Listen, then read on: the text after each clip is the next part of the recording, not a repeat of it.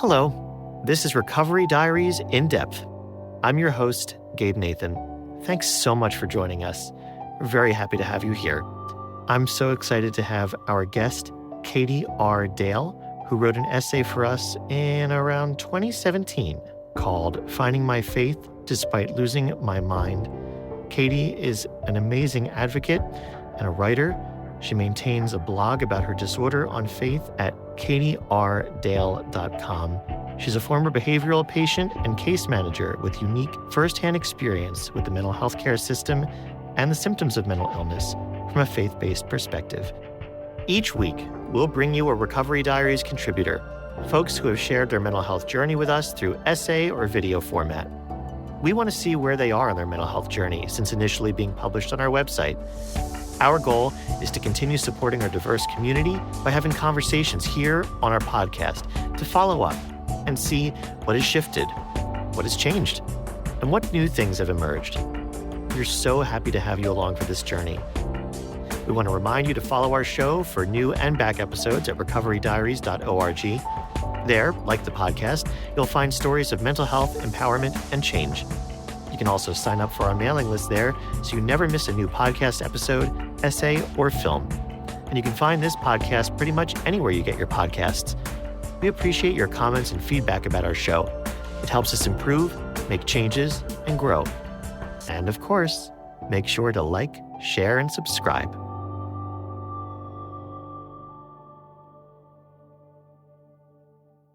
Katie Dale, thank you so much for being here on Recovery Diaries In Depth. It is a delight to see you and have you here as a guest. I'm so just excited to be here. It's amazing to be with you guys. I didn't have any idea that you guys would reach out. This is exciting for me. Well, you know, the loveliest thing about this podcast is it gives me an opportunity to reflect. So I've been involved with Recovery Diaries since 2014.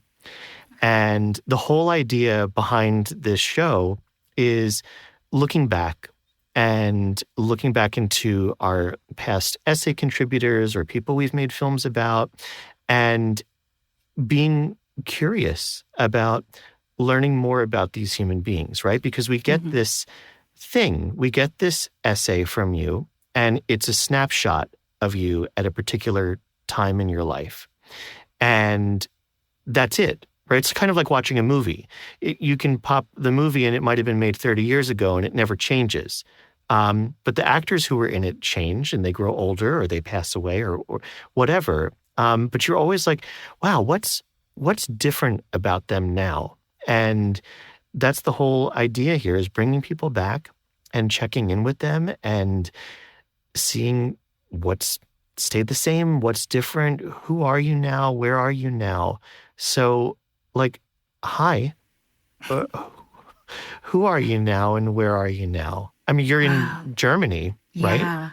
Yeah, so that's where you are physically.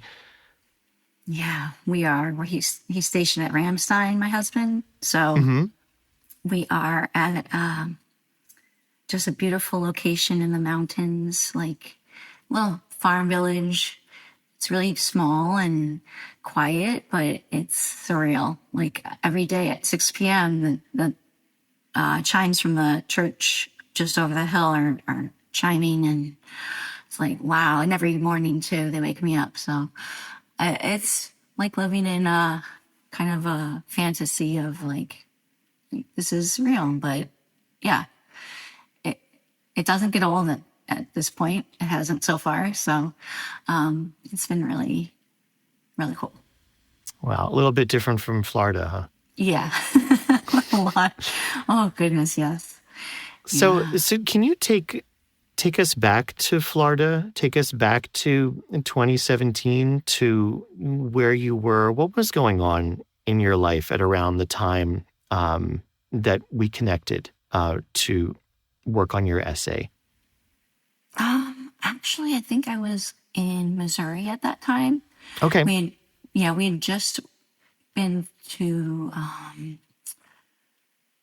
he got stationed over at Whiteman then. I think we just got there. And I had gotten picked up as a kind of a social work position at a nonprofit.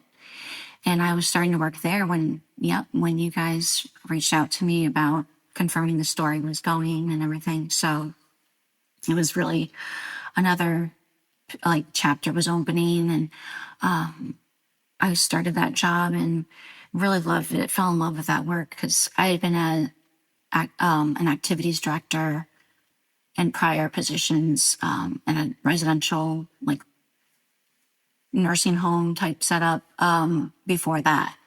And that was a good job for me. I loved the social work. I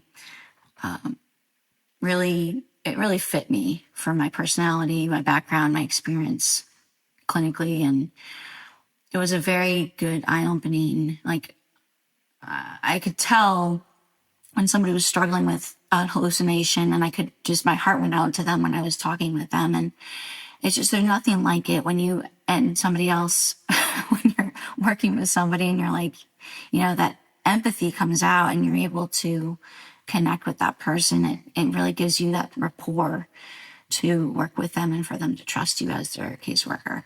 So I saw a lot of clients that were just requesting to work with me. It was pretty cool. Like, it was a very influential kind of like work that I felt like had good come from it.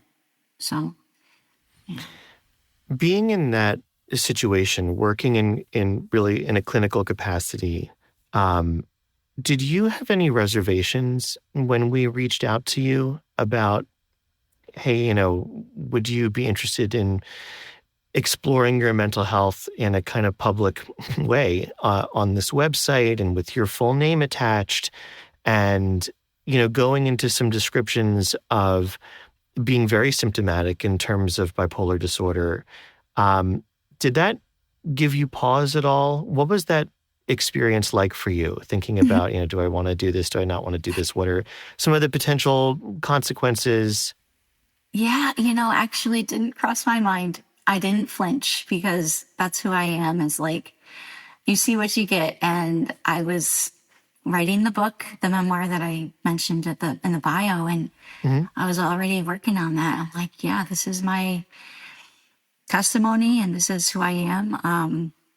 I did, since then have grown in certain, nuances of like, well, I don't identify with bipolar to the degree that, I'm going to go around, like I've changed my blog name. I used to be Bipolar Brave, and now I'm like, I kind of made reservations since putting my story out there. I know even now that I want to publish more books and write more, and it's like, oh, I need to be strategic, because having my memoir published, but Deliver Me from Crazy, that being the title, it's like, I was just at a craft fair, like sales show last weekend, and people were looking at my book, and I'm like, that's really polarizing. I'm thinking to myself, like, crazy. And I could just see them looking at the word crazy. So yeah, I've definitely like grown since then and realized, wow, I was all out about it, but there is wisdom to approaching people who aren't as familiar, which many people aren't, and the general public about these types of things, because it's not just delicate, it's very nuanced. There's so much to it. So I think I've grown since we had my story published on your site and since my book was published. So yeah. So I want to talk about that a little bit more, because I'm so interested in the ways in which people change and the ways in which thoughts and feelings and perspectives and the way in which we present ourselves to the world changes as we get older. And also in the sense that there's room at the table for lots of different ways to talk about things like mental health, like mental illness. I think there's room at the table for people who want to be all out there and big and bold and in your face. And I think there's also room at the table for people who want to be more nuanced, to use your word, about how they approach difficult topics or how they talk about themselves. And can you just talk to me a little bit about your evolution, I guess, in the last, I don't know, 6, 7 years, about how you think about yourself and how you put yourself out there? Yeah, that's a good question because I haven't really thought that through. That's But okay. Let's I'm an think it through external now. processor. Exactly. Yeah. Let's do it. Yeah. So I guess, having been through a lot of therapy, and going back to therapy, so we lost our son, my firstborn, in 2020, right at the onset of COVID. That was like, Katie, I'm so sorry. I had no idea. yeah, that's okay. Yeah, thanks. I think that was a different kind of difficult, and it grew me as I felt more like an observer than I was actually going through something. Cause yeah, it was just, a big unexpected thing.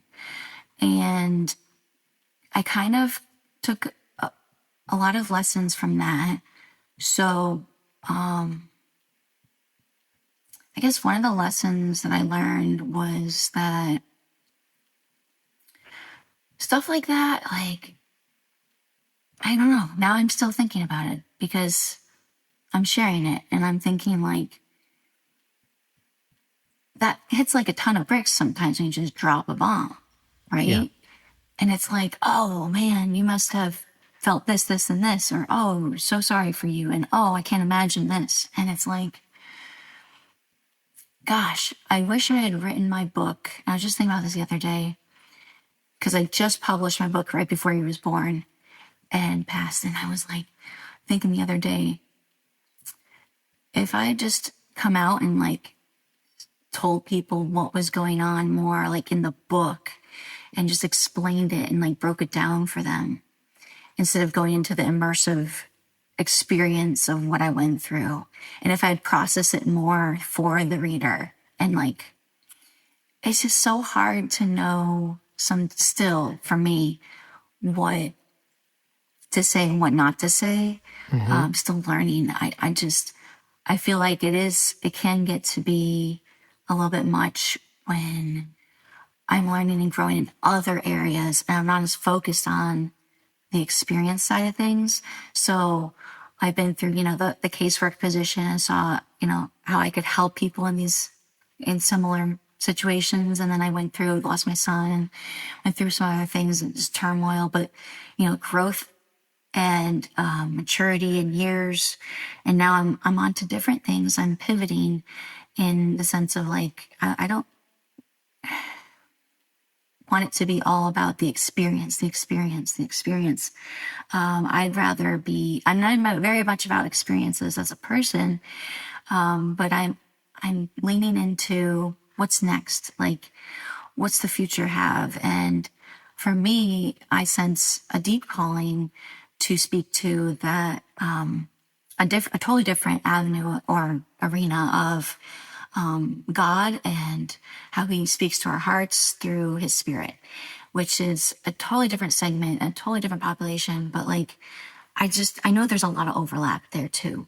I've grown as a person in my walk with Christ, and that has just given me that future forward vision.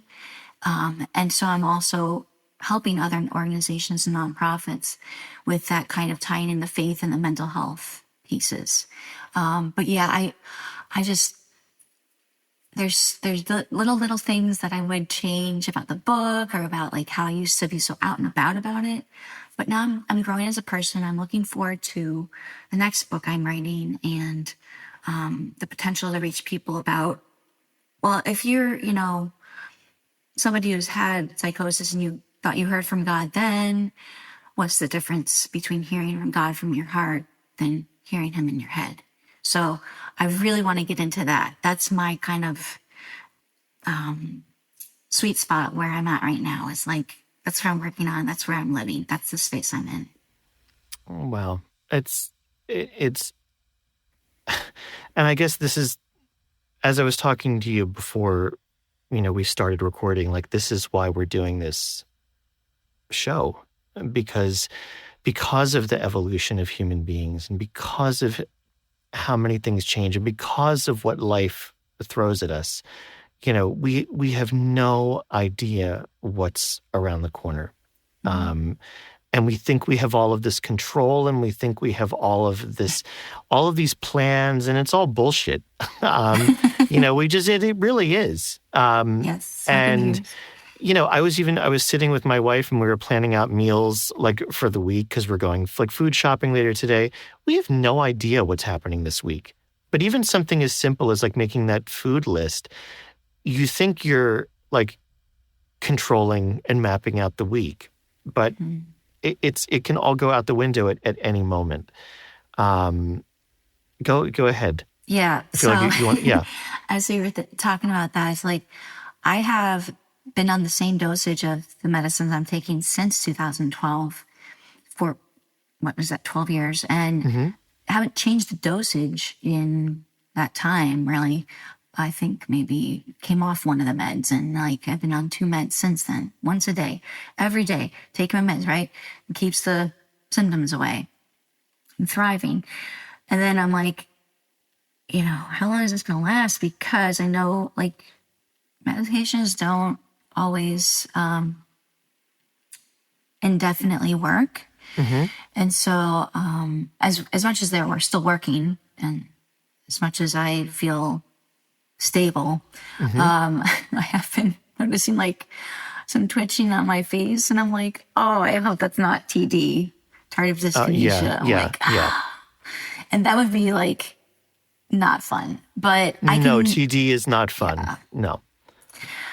I'll just worry about that when if I get to that point. So I'm just, but yeah, like stuff like that. And I could be back in the hospital for all we know, like in another few years, who knows? But heaven forbid, but it's you don't know what's going to be around the bend. And I'm just so grateful that my faith has been like that underpinning of my life, because ever since I was a little girl, like growing up in church and going to youth camps and like learning about Jesus and how much that has impacted me, and that seed of faith has grown through me. And then going through life, it's like when the rubber hits the road, you got to turn to somebody. Like, and if God's the only one who's in your head, who knows what's going on in your head, is like, you better have God. It's hard to be alone on that kind of road, especially with bipolar. I don't know how. I don't like saying I don't know how people do it without God, but I acknowledge that like people do get through without Him. But for me, I don't know if I would be here without having had Him. So. Well, so can you talk? So you're talking to an atheist right now, or an agnostic. I don't know what the label is, but I have zero religious interest or beliefs or whatever, and I love talking to all different kinds of people, and I love hearing from you. And I think it's fascinating how you approach your relationship with your mental health, and your relationship with yourself, and your relationship with God, and your relationship with like medical treatment. So you talk about this in your essay a bit, but can you talk a little bit now about we got a comment, and I'm kind of all over the place. We got a comment on a YouTube, on a film that we made a couple years ago about a pianist who struggles with anxiety disorder, performance-related anxiety, and he's a concert pianist, like at a very, very high level. And someone wrote a comment like, something to the effect of, as soon as this individual realizes that Jesus is the only way, they're not going to get better. It was just something like that. And that's the only answer, is giving yourself over to Jesus, and that this guy is always going to be struggling until that happens. And I was thinking actually about you, because I knew that this interview was coming up, and I was like, well, here's someone who has very strong faith, and a very loving and tested relationship with faith, but is also on medication. And I just want to hear from you about that. I don't know if it's duality, but about that ability to kind of do both or have both. Yeah. Yeah, that's definitely something I'm passionate about, because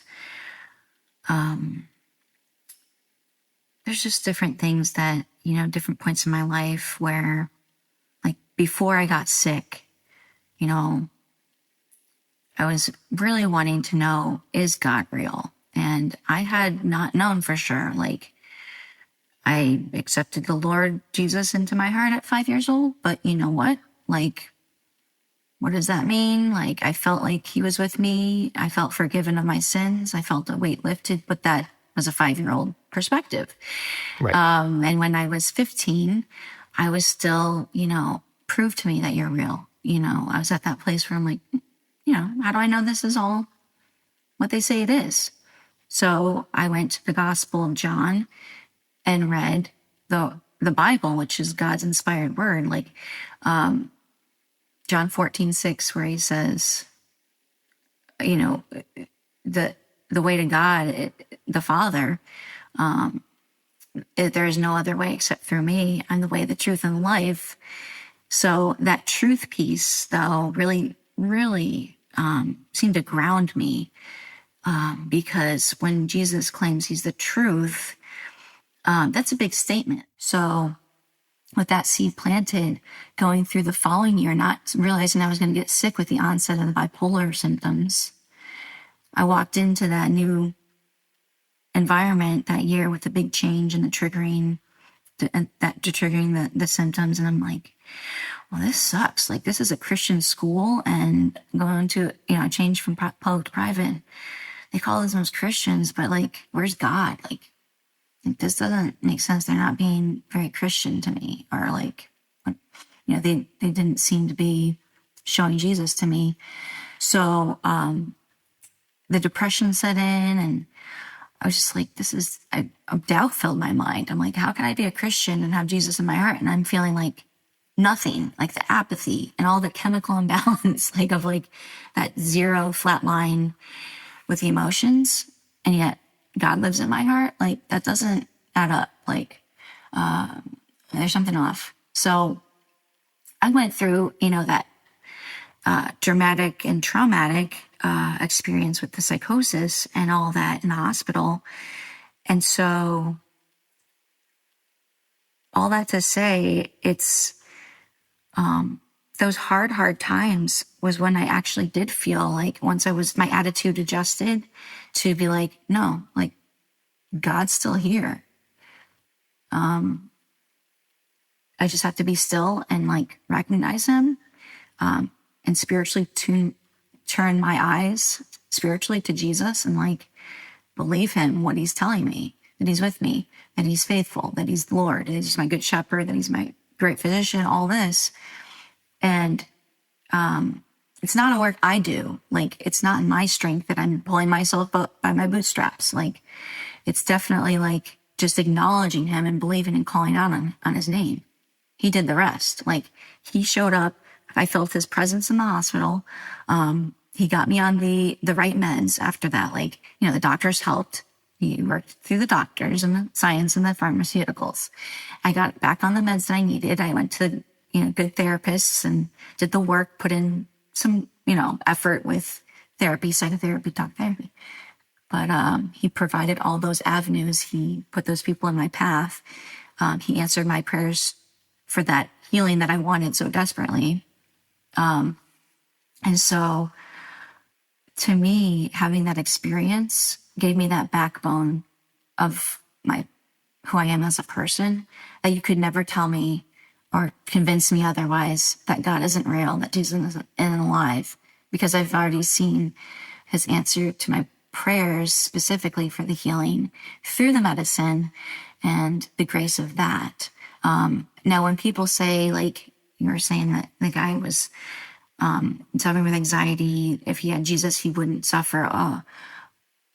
I am compelled to, and I just wrote a blog post about it on my blog there at katierdale.com. I'm just like, there's too much accusation and too many assumptions in the church that start from leadership about sin and anxiety being a sin, and equating anxiety as a sin is where I have to kind of deviate, because that's definitely, there's a difference between worrying and having like an uncontrollable like condition.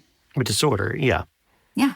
So where that comes in, it's like, I understand, it's preached from the pulpit, and it's very, mental illness is a myth in a lot of circles.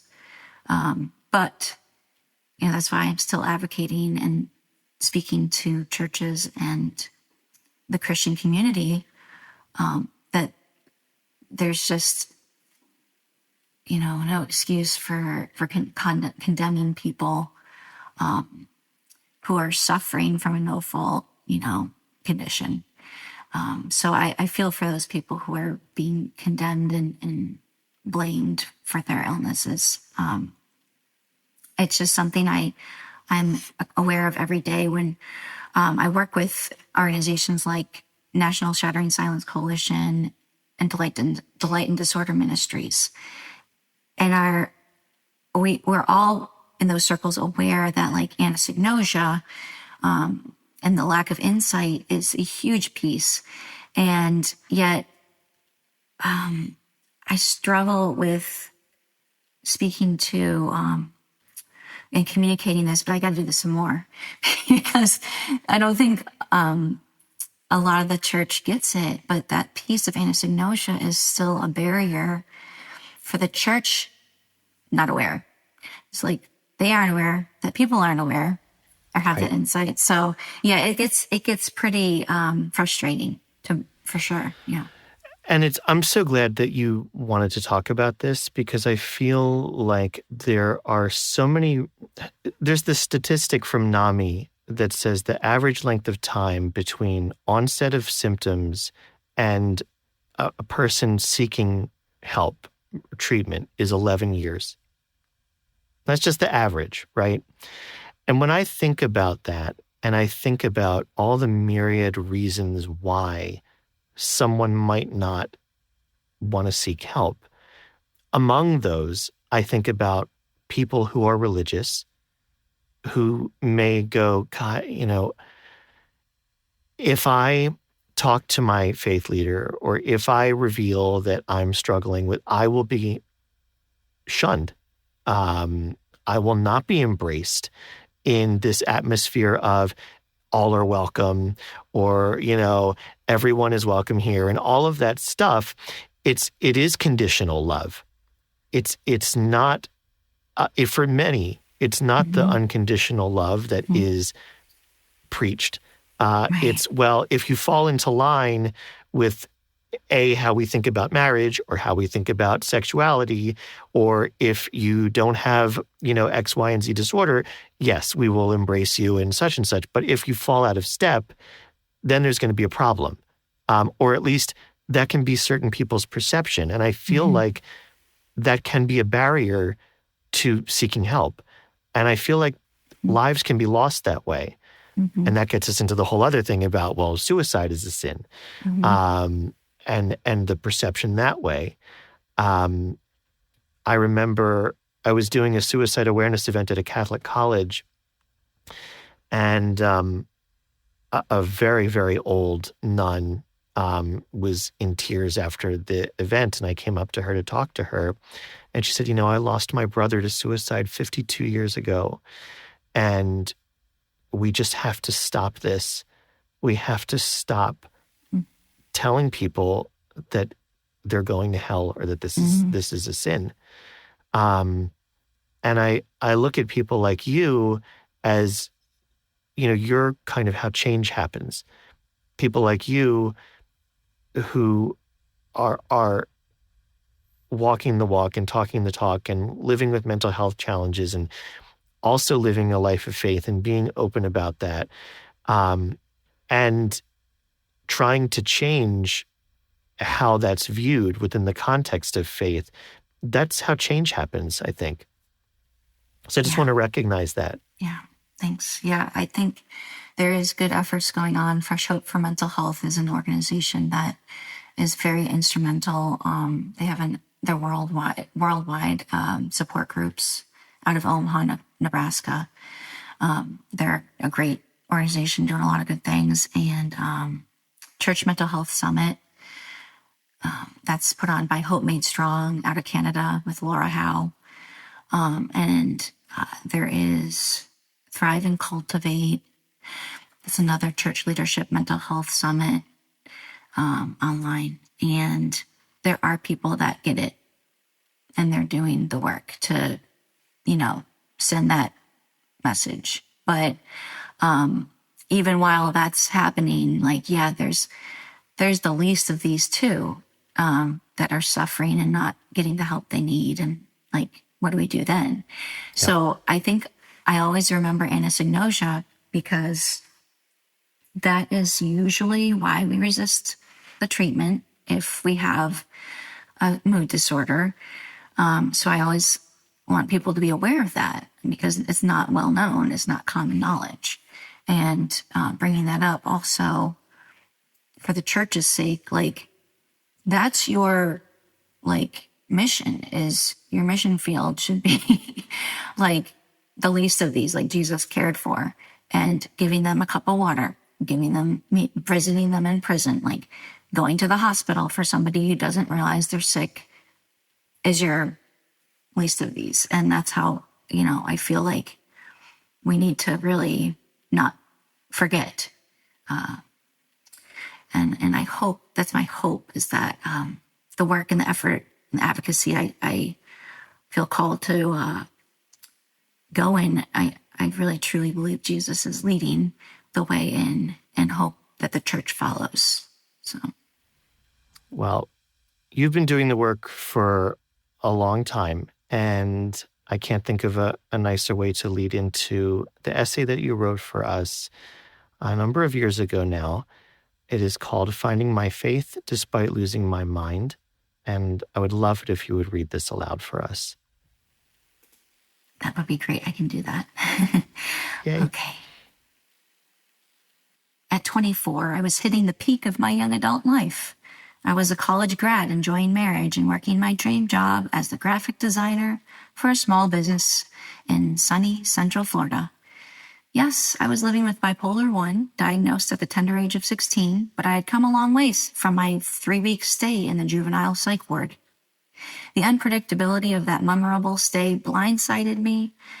No one explained to me how traumatic and scarring this experience would be for me, and how it would shape my future. I was confused, paranoid, and my arms seemed to always reach forward in a stiff, zombie-like posture. But I came around and believed, through a daily ritual of taking my prescribed medication, that I was healed. I also believed, as a committed Christian, that my stable mental health was a result of answered prayers and claimed Bible verses. In the spring of 2012, my husband and I purchased our first house and moved in, praising God that we were young first-time homeowners with a beautiful property all of our own. The move put me in a great mood. So great, in fact, that I decided it was time to come off my medications. The sermons from a Southern Faith Word televangelist, to whom I listened at the time, confirmed my aspirations for a whole, healthy mind. He prided his ministry on the premise that healing was only dependent on the faith inside oneself. He never communicated explicitly that I go off my medication or addressed those with mental illness, but to me that didn't seem to matter. All that was required to be healed? Enough faith. As my husband and I discussed my plans to taper off my medication, he encouraged me to wait until his month-long trip to Mongolia that July was over. The call to healing through faith was too loud to ignore. Instead, against my psychiatrist's warning, I tapered off the medicine. In my husband's absence, I morphed into a full-blown manic case. My symptoms from 8 years before returned, although I refused to believe that it was my illness. I was caught up in a world of euphoric fantasies, visions, miraculous moments, and days of supreme ecstasy. The world of bipolar was alluring and magical. Boundless energy, creative ideas, heightened mood, exaggerated optimism, and self-confidence. Who wouldn't want to be bipolar? Life was like a movie, and every song I sang or heard was part of the soundtrack. But then the paranoia ensued, stopping me in my tracks of euphoric ecstasy, inferring in my conscience that the FBI was bugging the house, overshadowing my rational mind. After a handful of exasperating online chats with my husband, he returned home to find a manic and maniacal wife. We had argument after argument, so I sought help from our pastor, but the problems and the symptoms stayed. We went to my therapist together, but she disregarded my hysterics. Finally, after some sleepless nights and continued dramatic behaviors, I was admitted to the hospital. Funny enough, as a creative type, I had already been working on the first draft of my book, a memoir of my first hospitalization. Little did I know that, 8 years later, my story was to earn a part 2.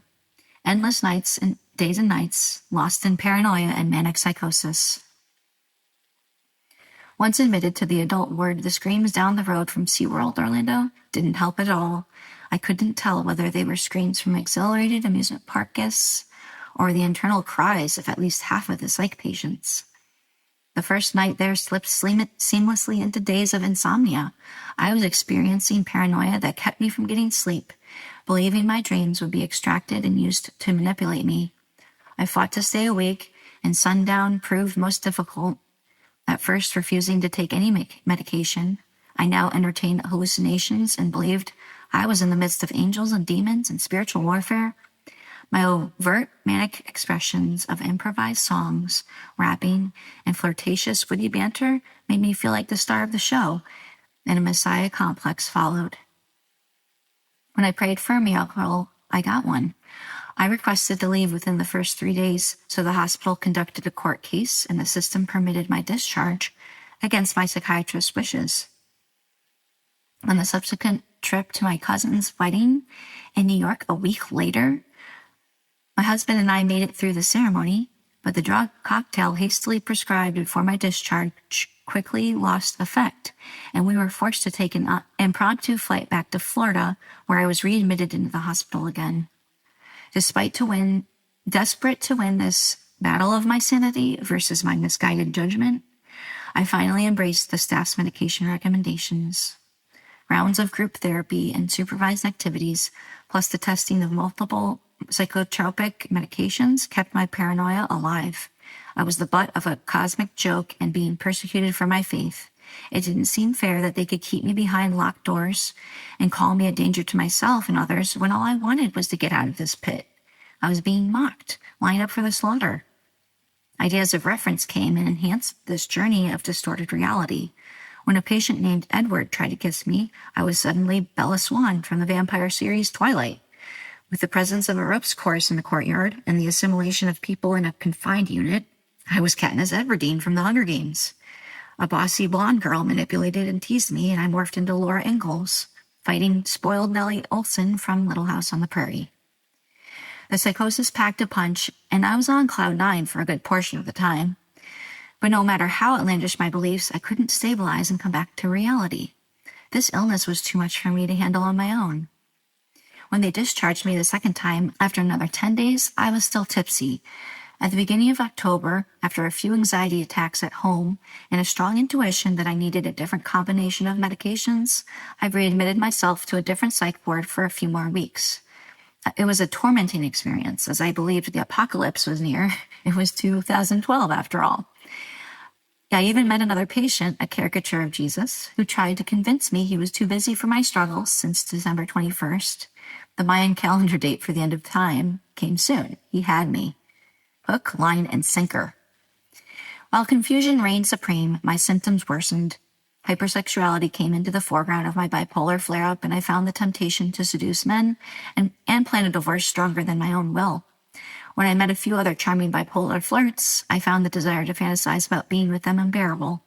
I fell for one guy and agreed that if, after the next year I was divorced, we would find each other and marry. I took that love interest to the level of a kiss, though he didn't return the affectionate gesture. Soon I was talking openly of divorcing my dear husband, though he, thankfully, would have none of it.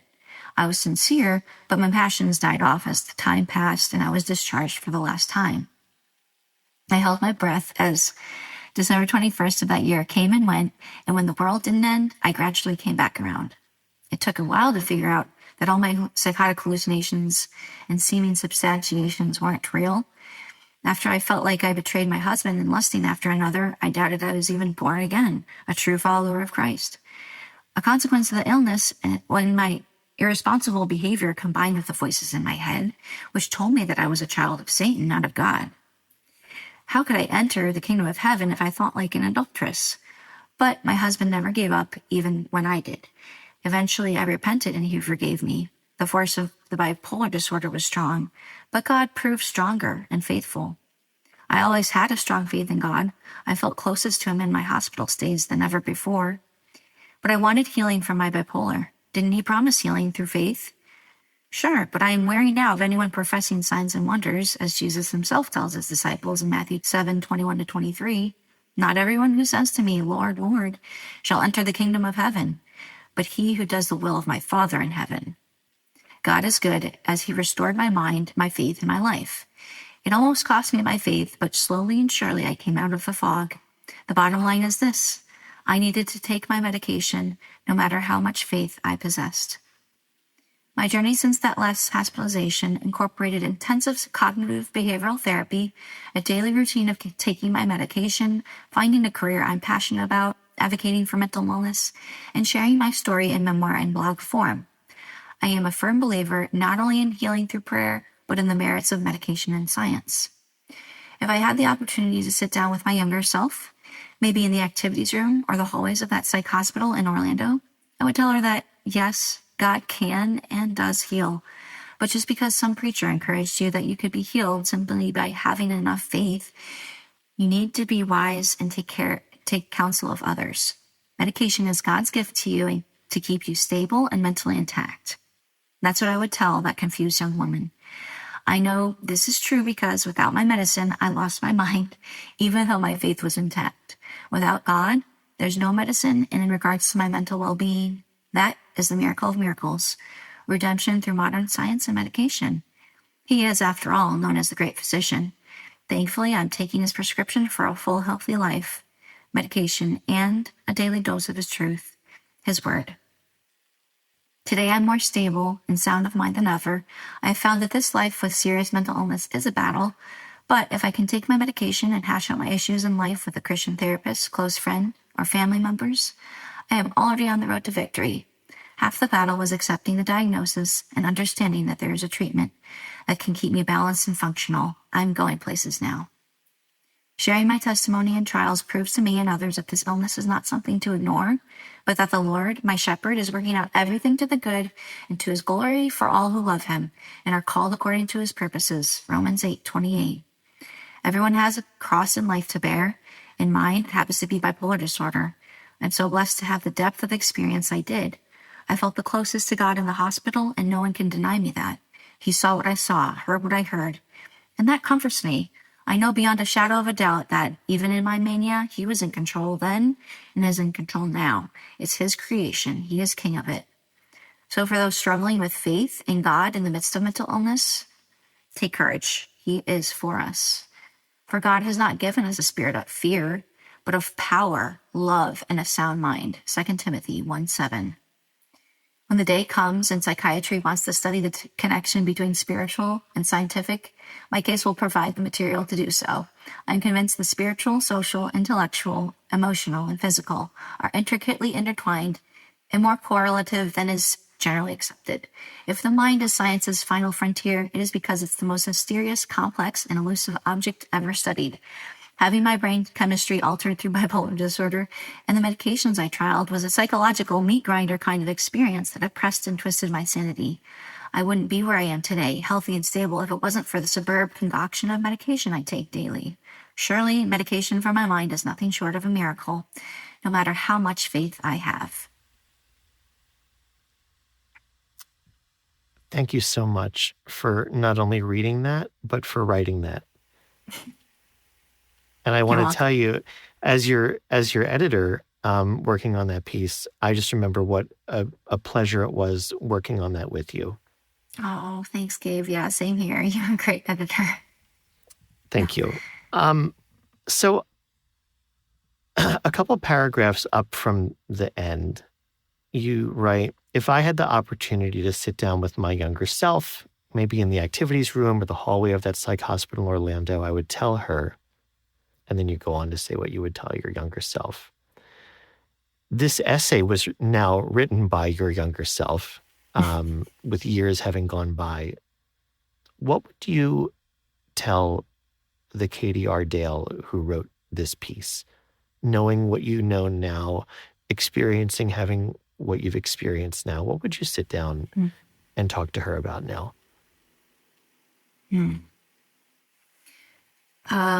That's a hard question.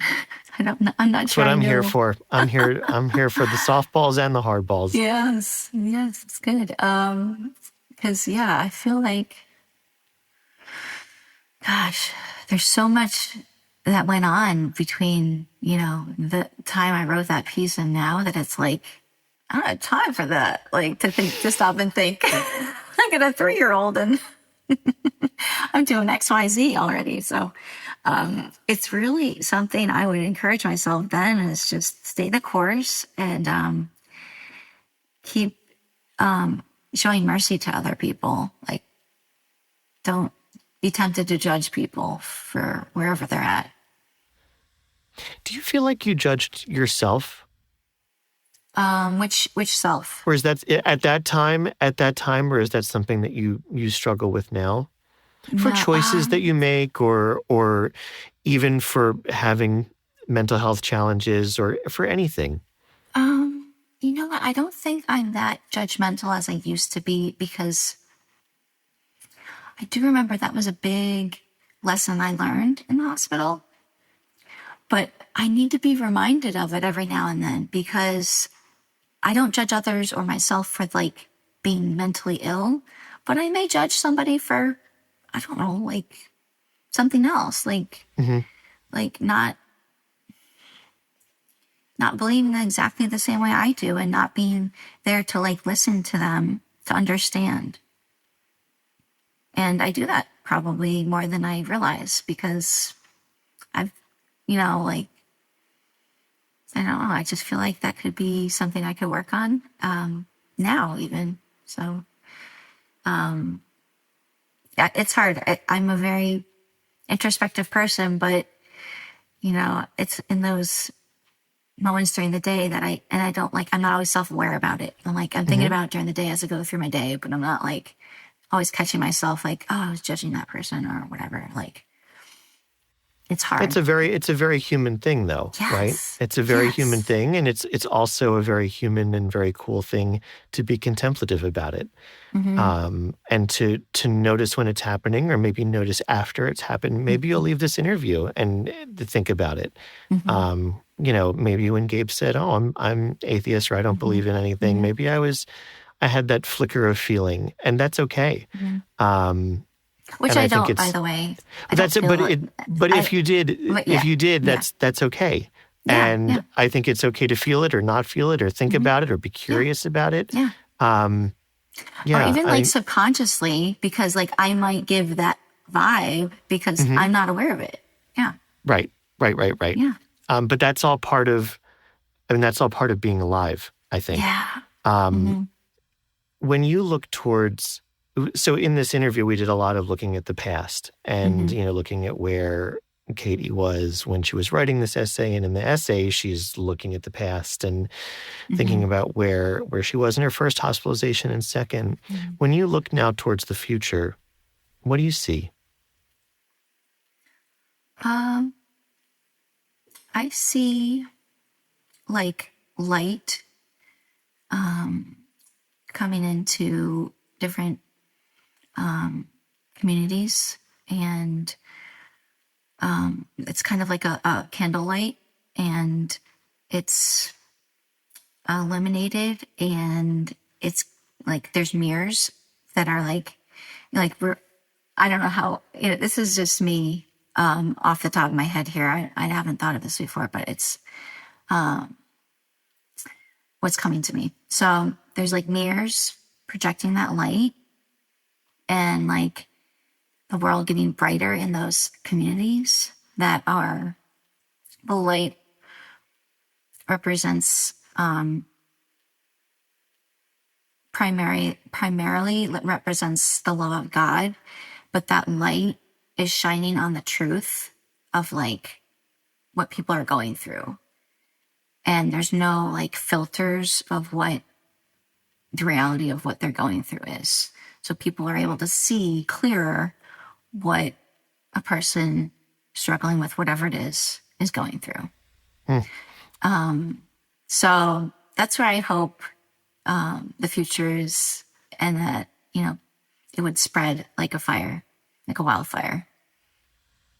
That sounds pretty extraordinary. And I can't help but think two things. One, how lovely and hopeful that is, juxtaposed against, I think, feelings that a lot of people are feeling about how divided everyone is and how polarized everything is and how negative everything feels and how, I mean, not to be too blunt with the juxtaposition, but how dark everything feels, and that there's not a lot of hope. And it's a very hopeful sentiment. And the other thing that I'm thinking about is the metaphor that I've seen at so many like mental health presentations and PowerPoints and of the iceberg. And it's, you know, the little piece at the top of the water is what you know about someone and what you see about them. And everything beneath the water as it spreads that you can't see is everything else that they're going through. And wouldn't it be nice if we could see the entire iceberg for everyone with whom we interact in a day? The postal clerk, the woman scanning our stuff at Aldi, our neighbor, our loved ones, and so we could have a little bit more compassion. All of the veneers would be dropped, all of the fake social bullshit, and we could just be kind of naked with who we are, and just be like, this is me, this is everything on my plate. Have a little empathy, you know? Yeah. That's a powerful image right there too. Like, people are people, and we're all struggling with something, whether, you know, Jesus or not, we're all struggling. Yeah, for sure. I'm so grateful to you. And you're just such a cool person. And I feel like people listening to this will want to find your work and want to find you. Where can they do that? I'm on social media at Katie R. Dale on the the handles, excuse me, at Katie R. Dale. Come on, get with it, boomer. I know, right?